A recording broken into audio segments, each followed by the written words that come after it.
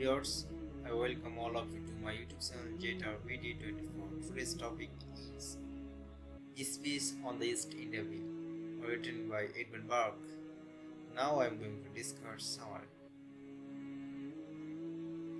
Edmund Burke's speech on the East India Bill primarily concerns East India Company's arbitrary vows of power in the conquered Indian Treaty and the advocacy of a reform proposal initiated by the Fox Bills.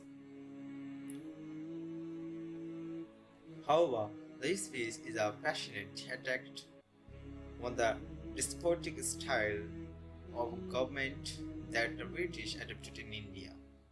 This piece shows Buck's oratorical brilliance and rhetorical excellence as he addresses the objections raised by the opponents of the bill in a persuasive and argumentative manner. Though the ultimate objective of the speech is to win political support for the bill, it is a multi-dimensional in the sense that it includes issues like Buck's concern for and subsequent defense of the political oppressed people. This idea of imperial government, withdrawal of the East India Company in India and so on. Fox's India Wills was the immediate occasion for Buck's passionate but self-controlled outpouring in the House of Commons regarding Indian issues. The prime duty on the scholar of the speaker was to win political support for the bills. Hence, he presented it refuting the objections and terming it as the Magna Carta of Hindustan. He believed the Fox Bills would correct a system of oppression and tyranny that goes to the utter ruin of 30 millions of my fellow creatures and fellow subjects. He also asserted that the bills would give security to the asserted rights of men, superseding the East India Company Charter of Power and Monopoly. He says, the bill and those connected with it are intended to form the Magna Carta of Hindustan. Whatever the Treaty of Westphalia is to the liberty to the prince and free cities of the empire and to the three religions there professed whatever the great charter, the Statute of Delhi, the Petition of Right, and the Declaration of Right are Great Britain. These bills are to the people of India. One of the major themes in India in the speech on the East India Bill is the misgovernment of East India Company. Burke, bringing example after examples, shows that the company adopted a despotic, tyrannical, and arbitrary style of government in India. Corruption, hypocrisy, frauds, and abuse characterize the British rule in India. Under the British maladministration, the people of India were paying heavy price as their measures knew no bounds. The money-grabbing and mercantile agents of the company, though their despotic acts, turned this once opulent and flourishing country into a grand waste. The company appeared as a destructive force, destroying whatever it touched. In effect, saw every legal or regular authority in matters of revenue, of political administration, of criminal law, of civil law, in many of the most essential parts of military discipline, is laid level with the ground and an oppressive, irregular, capricious, unsteady, rapacious, and speculative despotism with a direct disavowal of obedience to any authority at home, and without any fixed maxim, principle, or rule of proceeding to guide them in India, is at present the state of your certain government of our great kingdoms. Another theme is Burke's genuine concern for oppressed people. Burke always claimed to be a reformer, and in many ways he was one. This piece demonstrates his concern for people outside Great Britain, but under British rule. Burke was always an imperialist, but an enlightened one who believed that the empire could and should be a blessing to all the lands that composed it. In the Swiss, Burke laments the precarious conditions of the suffering Indians. Burke gives graphic details of the suffering on the India in an appalling manner. Quote, animated with all the avarice of age and all the impetuosity of youth, the roll in or after another, wave after wave, and there is nothing before the eyes of the natives but an endless, hopeless prospect of new fights, of birds, of prey and passes, with appetites continually renewing for a food that is continually wasting. Their prey is logged in England, and the areas of India are given to essays and waves, to blown about in every breaking of the monsoon, over a remote and unhearing occasion.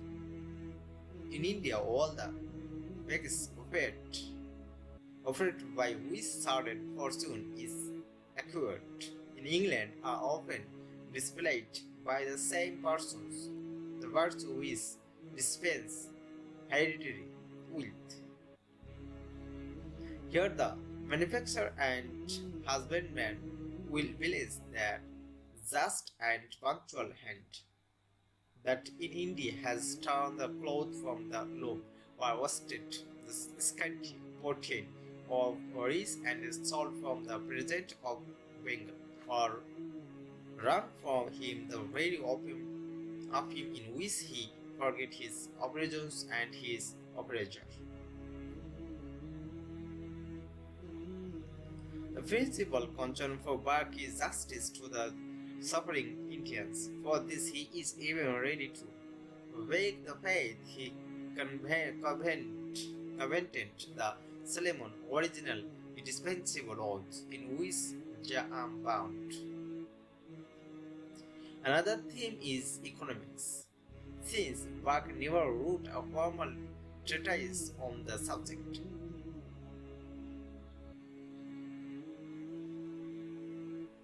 His views on it are found in a relatively brave form scattered throughout his works. In other places, though, Burke shows that he is in favor of non-intervention in economic matters. This is on the East India way. He is not unwilling to have government intervene in economic matters.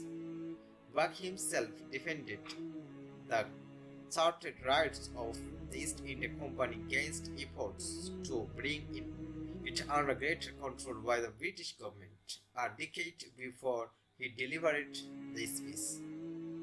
This speech marks a change in Burke's notion regarding economic matters, as he advocated stripping the company of independent power to government the parts of India that it went against the company, which he earlier defended because it violated the asserted rights of men. He once said, "The question with me is not whether you have a right to make your people miserable, but whether it is not your interest to make them happy. It is not what a lawyer tells me I may do, but what humanity, reason, and justice tell me I ought to do. In his speech on the East India Bill, Burke deals with the imperial topics. The speech is lengthy indictment of the East India Company's government of India. Burke present for reform in British Indian government and the impeachment of Warren Hastings, the company's Governor General of Bengal. Burke's idea of an imperial government and empire is also expressed in the speech. Burke's vision of an empire was that of a great disjointed empire, and he believed in the lawful existence of the government.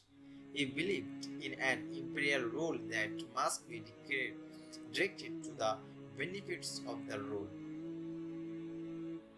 In the speech on the East India Bill, he declares that all political power which is set over man, and that all privilege, eliminated or exercised in exclusion of them, being wholly artificial and for so much a derogation from the natural equality of mankind at large, ought to be some way or other exercised ultimately for their benefit. Burke established his trust on the moral balance between the rulers and the ruled. Morality, humanity, and justice are his guiding principles. He said, There is one thing and one thing only which defies all mutation, that which existed before the world and will survive the fabric of the world itself, I mean justice. In the speech on the East India Bill, Burke denounced the East India Company and Warren Hastings because he passionately felt for the poor and oppressed. Whether Burke was fair to the company and to Hastings is a matter of dispute, as is the issue of whether the prosecution of Hastings had much effect on Britain's subsequent government of India. But there is little doubt of the sincerity of Burke's conviction that, as he said in his speech on the East India Bill, our Indian government is in its best state a grievance, or his desire to relieve that grievance and do justice to the suffering people of India. Fox reform bills failed to pass, in part because Fox was suspected of needing to adjust the grounds prerogative of appointment to office where Indian posts were concerned. Its defeat was the immediate cause of the fall of the coalition, but Burke's speech on the East India Bill nevertheless defies the truth of time, containing the gist of Burke's 16-year contest against the company and Hastings. Englishmen were exploiting the Indian peoples to the ruin of India and the disgrace of British justice. Burke the politician did not succeed, but it was Burke the humanitarian who made a mark. He appealed to humanity, and it was the humanitarian Burke that made a lasting influence. Burke failed to win the hearts of the Lords, but because of his humanistic treatment of the suffering Indians and others, he has lived in the hearts of many. So today is Abaya.